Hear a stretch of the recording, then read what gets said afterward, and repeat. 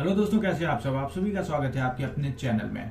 तो जैसा कि डिसाइडेड है कि आज हम लोग देखने वाले हैं कौन सा टॉपिक को देखने वाले हैं, तो हम लोग आज बहुत ही इंपॉर्टेंट हिस्ट्री में बहुत ही इंपॉर्टेंट टॉपिक को देखने वाले हैं। चाणक्य को हम लोग आज देखेंगे, जो आज भी उनकी प्रासंगिकता बहुत ज्यादा है ना। आज भी उनकी प्रासंगिकता है, उनके कार्य का, उनके सिद्धांतों का। और स्टूडेंट्स जो हम लोग हैं काफी मोटिवेटेड रहते हैं। मोटिवेशनल चीजें उन्होंने बहुत ज्यादा मोटिवेशनल बातें बताई थी उस समय, किस तरह से राजपाट आदि किया जा सकता है, राजा को किस तरह होना चाहिए। आज हम लोग वो ही देखेंगे। पहले तो चाणक्य को देखेंगे, उनके परिचय को देखेंगे। उसके बाद हम लोग क्या करेंगे कि उनका जो भी सिद्धांत आदि है, जैसे सप्तांग का सिद्धांत है उनका, वो देख लेंगे। और हम लोग देखेंगे सप्तांग सिद्धांत और मंडल सिद्धांत को देखेंगे। उसके बाद अगली क्लास में हम लोग क्या है, अगली क्लास में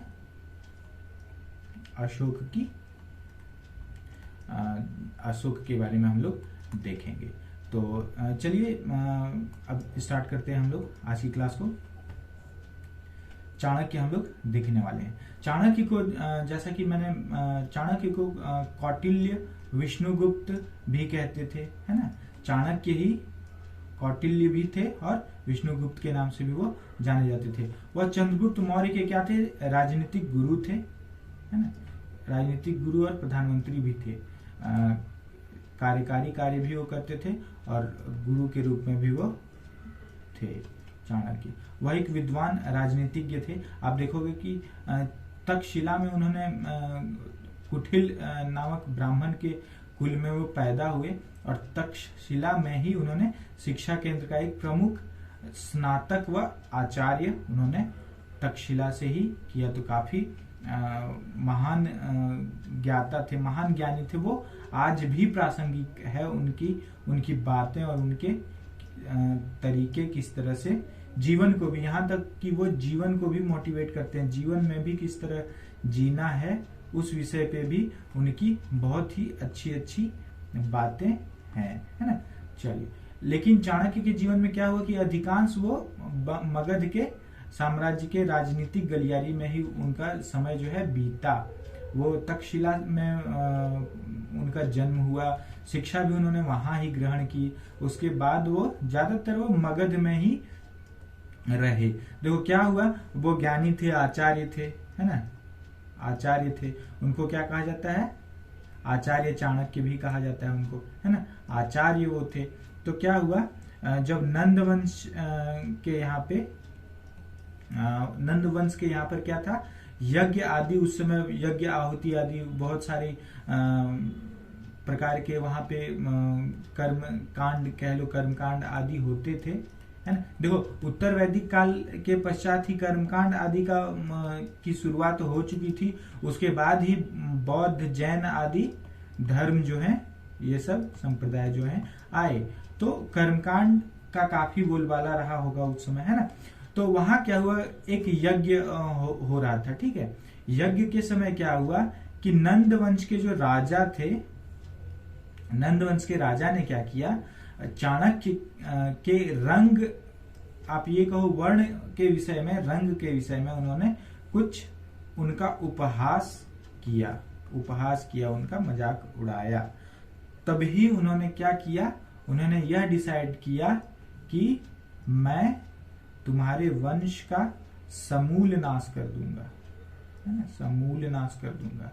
और उन्होंने, कहा जाता है कि अपनी शिखा को उन्होंने खोल कर रखा और उन्होंने ये भी प्रण लिया, संकल्प लिया कि जब तक तुम्हारे वंश को मैं नाश ना कर दूं तब तक अपनी शिखा को मैं नहीं बांधूंगा, है ना।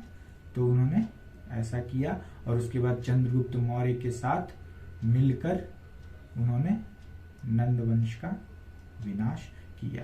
चलिए आगे देखते हैं। चंद्रगुप्त मौर्य जब विशाल मगध साम्राज्य वाले भारत का एक छत्र सम्राट था। एक छत्र सम्राट मतलब एक ही सम्राट, है ना, उनके नीचे जो है नहीं है हो सकते हैं। तब उस समय प्रधानमंत्री और प्रधान पुरोहित जो थे चाणक्य ही थे।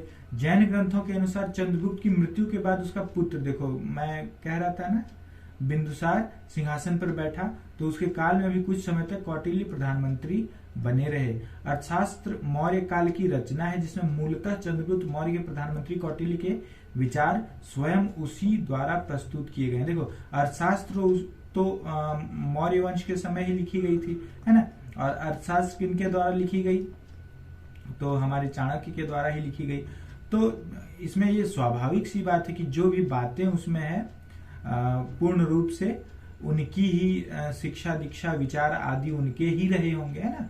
तो चाणक्य के ही विचार उसमें संपूर्ण रूप से थे।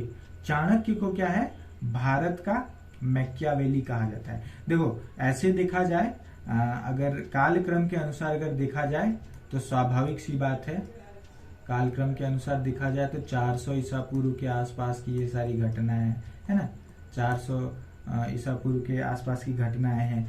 और मैकियावेली जो इटली में हुए, हम लोग जब मेंस देखेंगे, मैं हर बार इन चीजों को दोहरा देता हूँ, मेंस जब हम लोग देखेंगे तो मैकियावेली, रूसो, कांट, इन सबको हम लोग देख लेंगे, ठीक है।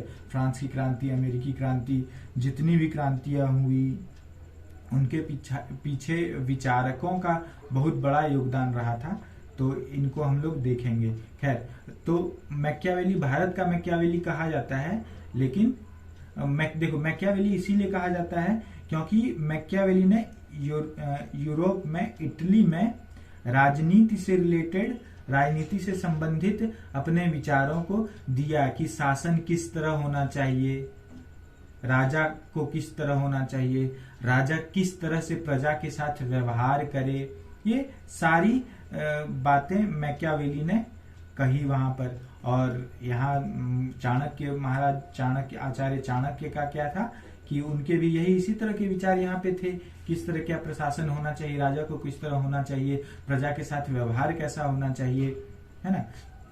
ये मैकियावेली का क्या कहना था कि राजा का काम क्या है, प्रजा की रक्षा, राजा का काम प्रजा की रक्षा है। तो उसमें क्या हो सकता है, प्रजा की रक्षा में जो भी साधन आदि का प्रयोग किया जाएगा वो उचित माना जाएगा। रक्षा में जो भी, आप लोग इसको ऐसे समझ सकते हो, किसी भी तरह का अगर वो राजा अगर रक्षा के लिए कदम उठाता है तो उसको उचित माना जाएगा। और मैकियावेली यह भी कहता था कि मनुष्य जो है, मैकियावेली, मनुष्य जो है क्या है, स्वार्थी होता है ना।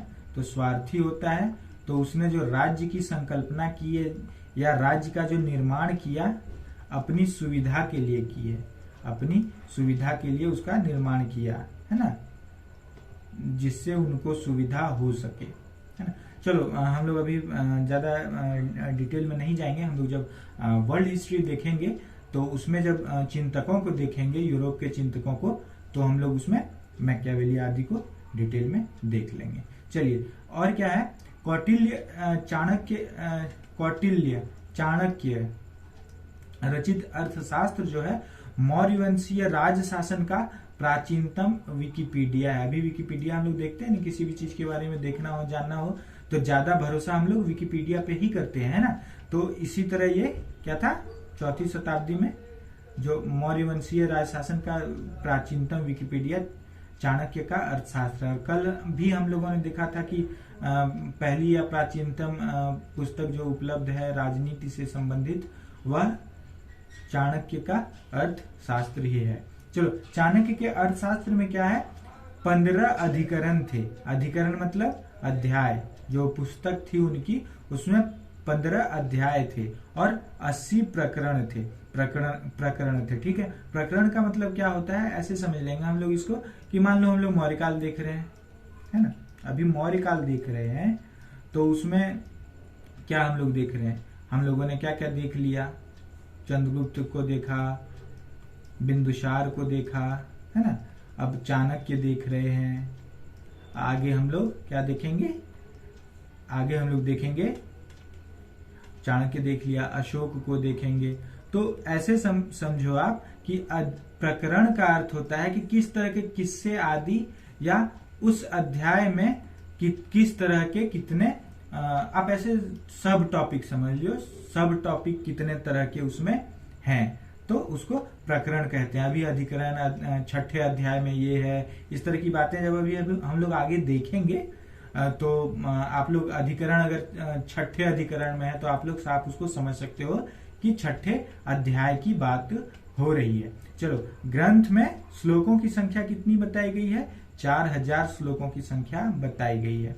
और देखो, कालांतर में अर्थशास्त्र में अन्य लेखकों द्वारा कुछ अंश जोड़े गए जिससे मूल ग्रंथ का स्वरूप परिवर्तित हो गया। ज्यादातर होता ही है ना।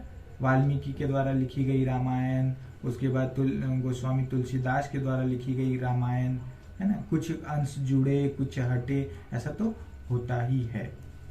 चलिए, अब हम लोग देखेंगे कौटिल्य का सप्तांग सिद्धांत। सप्तांग सिद्धांत देखो, हम लोग इसको पढ़ के नोट्स को देख लेंगे, नोट्स देखेंगे तो अच्छे से समझ में आ जाएगा। कुछ भी जो शब्द है इसमें वो हम लोग अभी डिस्कस कर लेंगे, ठीक है।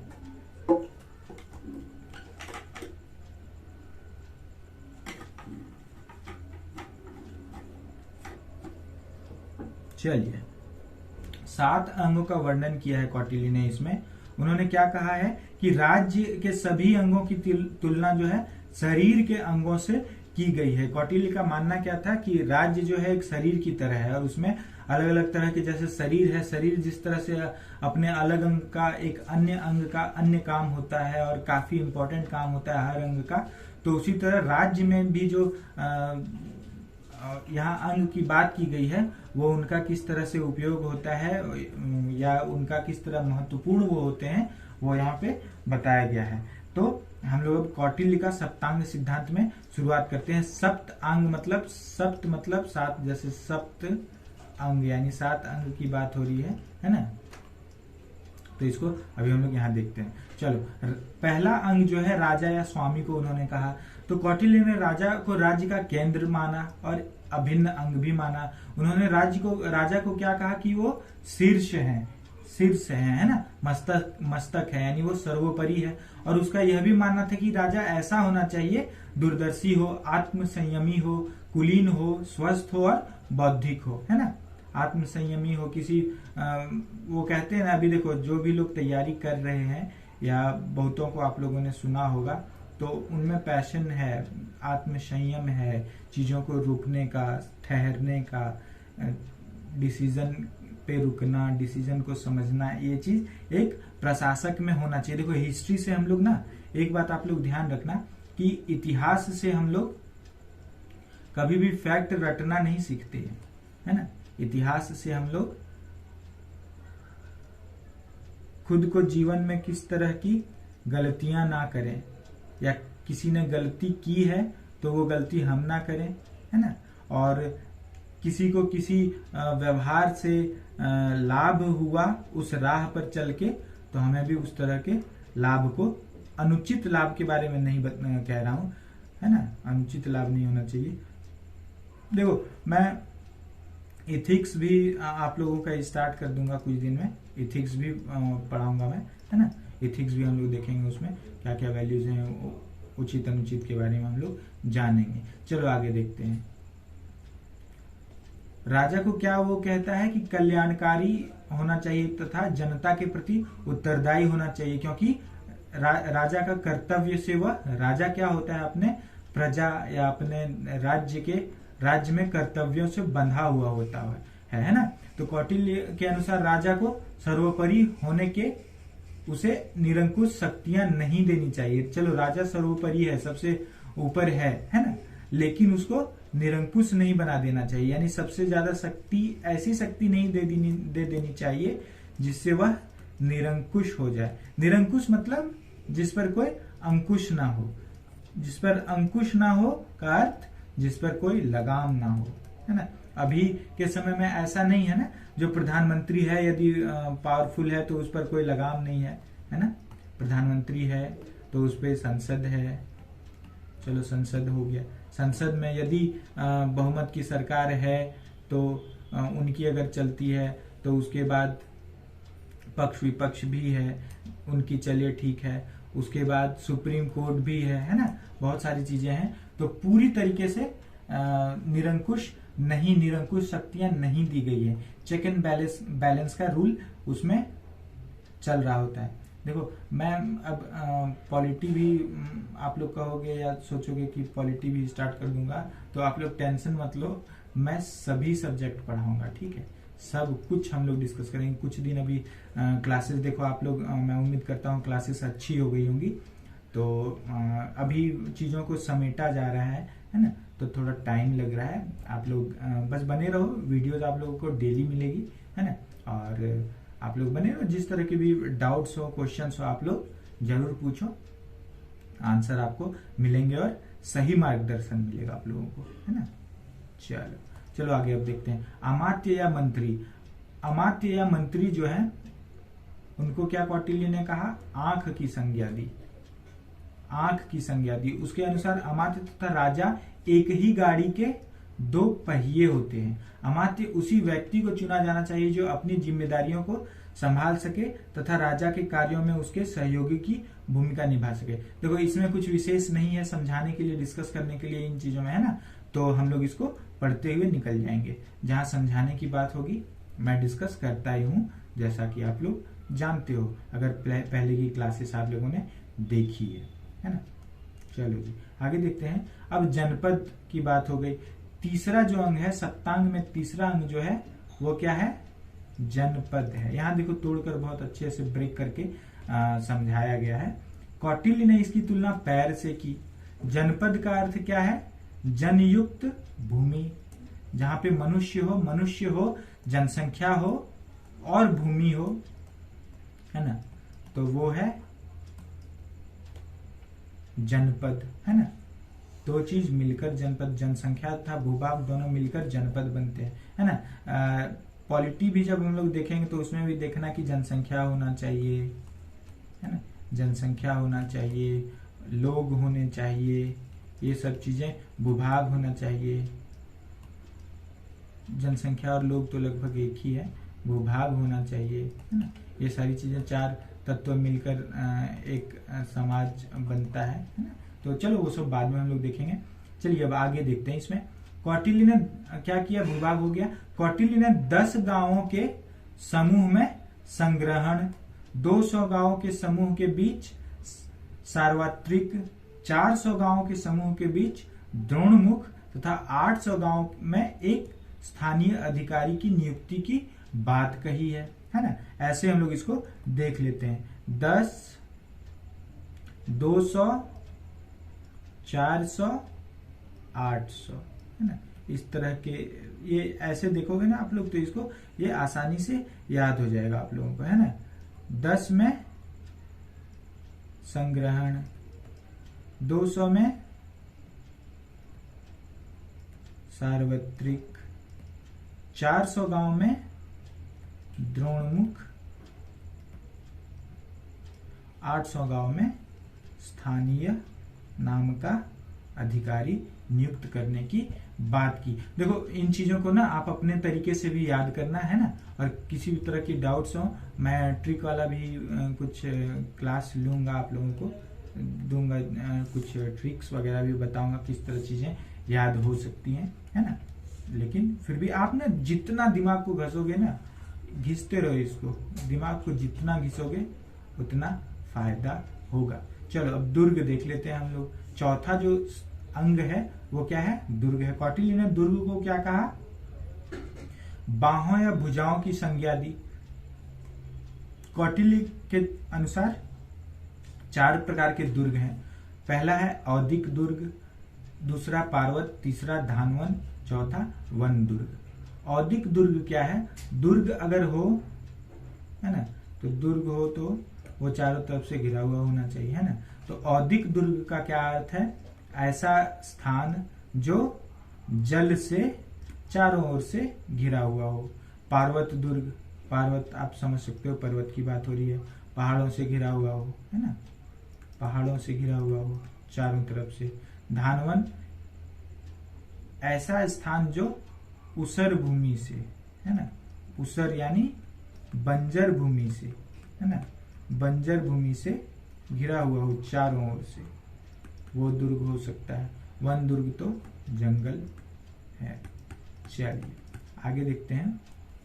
पांचवा अंग जो है सप्तांग में, वो पांचवा क्या है? कोश। कोश की तुलना क्या कौटिल्य ने मुख से की है? उन्होंने कोश को राज्य का मुख्य अंग माना है। मुख्य अंग देखो इसलिए माना है कि राज्य की वृद्धि में भी कोश बहुत ही उपयोगी होता है, तथा शक्तिशाली राज्य को शक्तिशाली बनाने के लिए भी कोश बहुत ही महत्वपूर्ण होता है। राज्य शक्तिशाली तभी बन सकता है जब सेना रखा जा सकता है। सेना तभी रखा जा सकता है जब कोश मजबूत हो, है ना।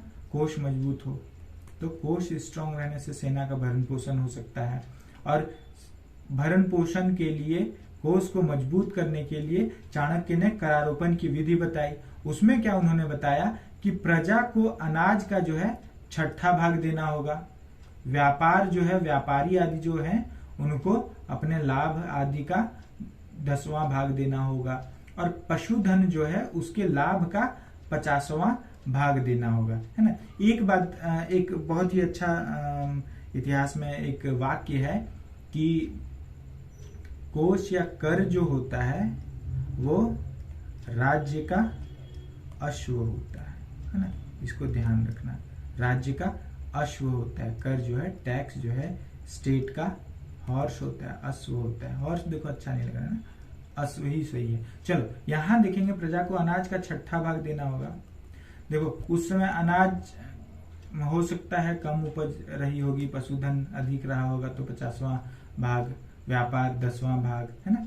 तो इस तरह से उन्होंने कर को डिसाइड किया कि राजा को इस तरह से कर लेना चाहिए। देख रहे हो शासन पूरी तरीके से, प्रशासन किस तरह की जाए पूरी तरीके से वो चाणक्य ने बताया है इसमें, है ना।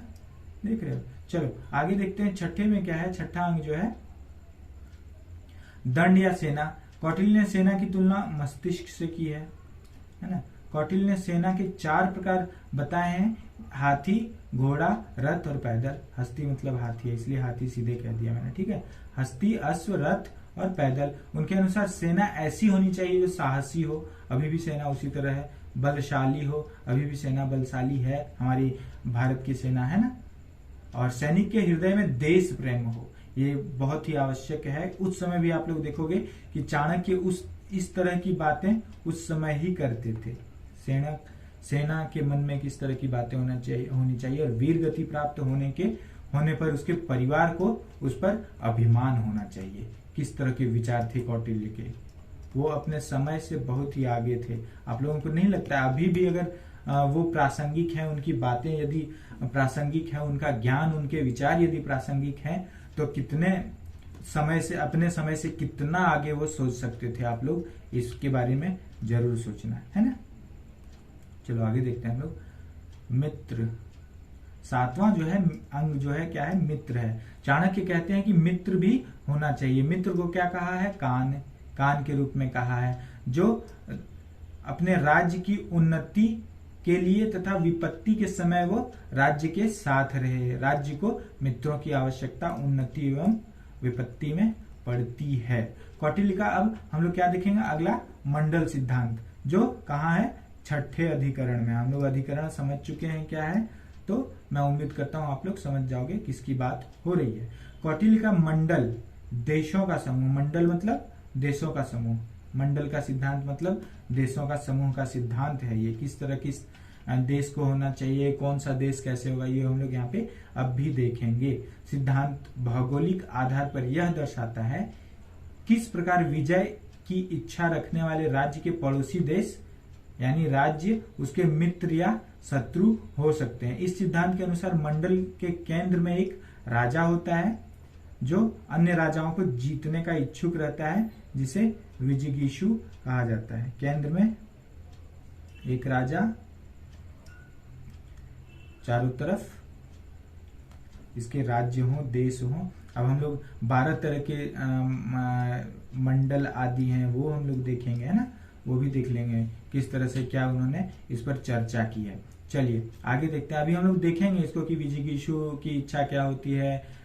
इसके आगे सामने वाला जो देश है, राज्य है, उसको क्या कहेंगे, पीछे वाला जो राज्य है उसको क्या कहेंगे, लेफ्ट राइट में जो राज्य है उसको क्या कहा है चाणक्य ने, सब कुछ अभी हम लोग देखेंगे। चलो, शक्तिशाली राज्य की बात की है चाणक्य ने। तो प्राचीन काल में भारत में अनेक छोटे छोटे राज्यों का अस्तित्व था।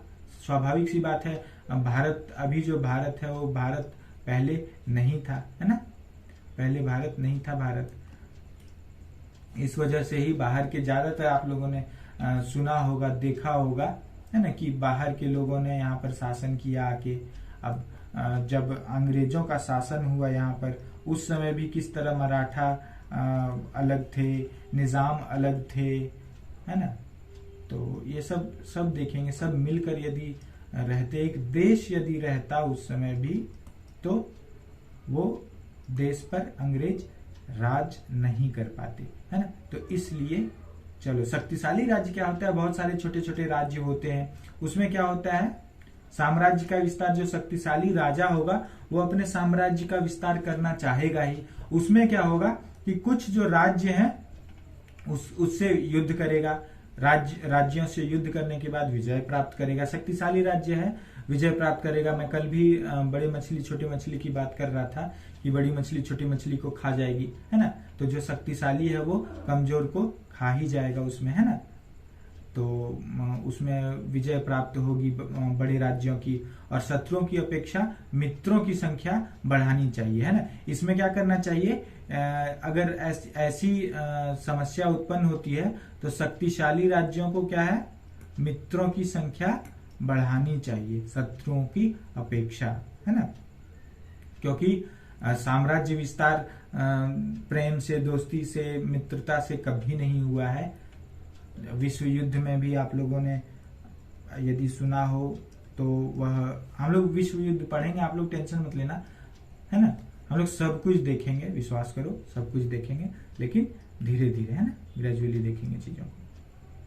चलो, और शक्तिशाली राज्य, निर्बल राज्य की भी बात कही है कि शक्तिशाली राज्य को किस तरह रहना चाहिए। यहाँ पे जो हम लोगों ने बात की वो शक्तिशाली राज्य को किस तरह रहना चाहिए, और निर्बल राज्य की भी बात जो इन्होंने, चाणक्य ने कही है। तो निर्बल राज्यों को क्या है, शक्तिशाली पड़ोसी राज्यों से सतर्क रहना चाहिए, है ना, सतर्क रहना चाहिए, और साथ मिलकर शक्तिशाली राज्यों के विस्तार नीति से बचने हेतु एकजुट या मंडल बनाना चाहिए। यही है मंडल का सिद्धांत। मंडल मतलब देश का समूह, है ना।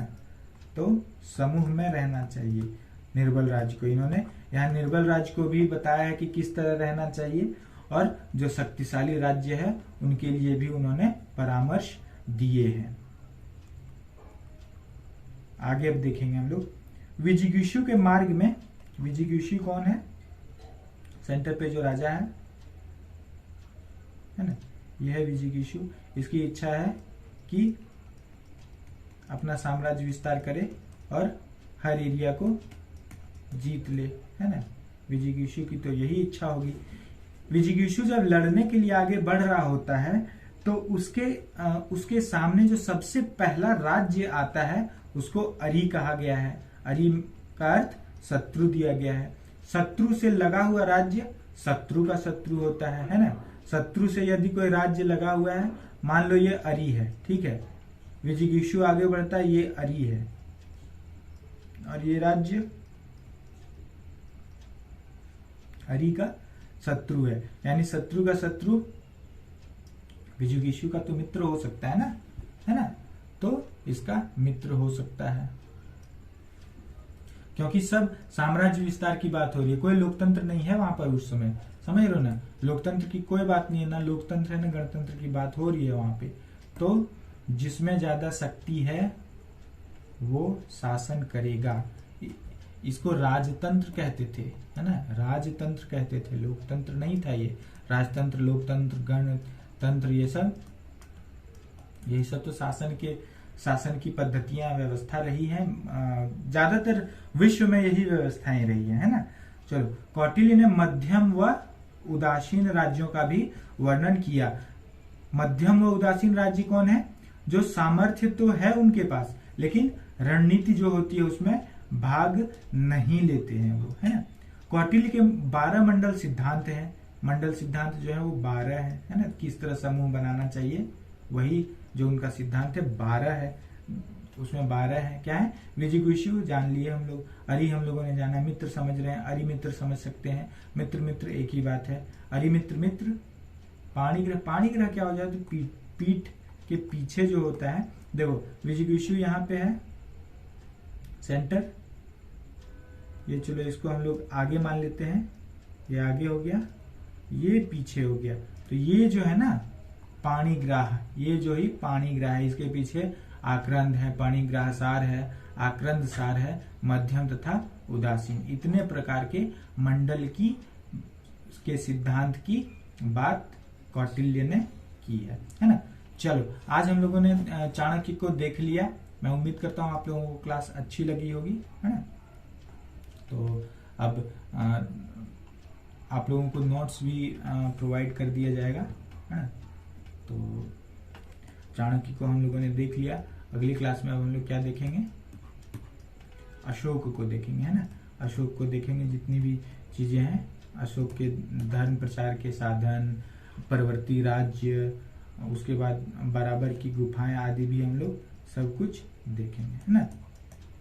चलिए फिर से आप लोगों को मैं बता दूं कि आप लोगों को कोई भी क्वेरी, किसी भी तरह की क्वेरी हो, कमेंट करना आप लोग, है ना। आप लोगों का कमेंट में स्वागत है, कमेंट करो, बेझिझक कमेंट करो, जो भी जिस तरह की भी पढ़ाई से आप लोगों की क्वेरी हो, जानना चाहते हो कुछ भी, है ना, मैं डिटेल आप लोगों को प्रॉपर बताऊंगा, आप लोगों की हेल्प करूंगा। चलिए तो नेक्स्ट क्लास में मिलते हैं, तब तक के लिए जय हिंद, जय भारत। चलिए धन्यवाद आप सभी का।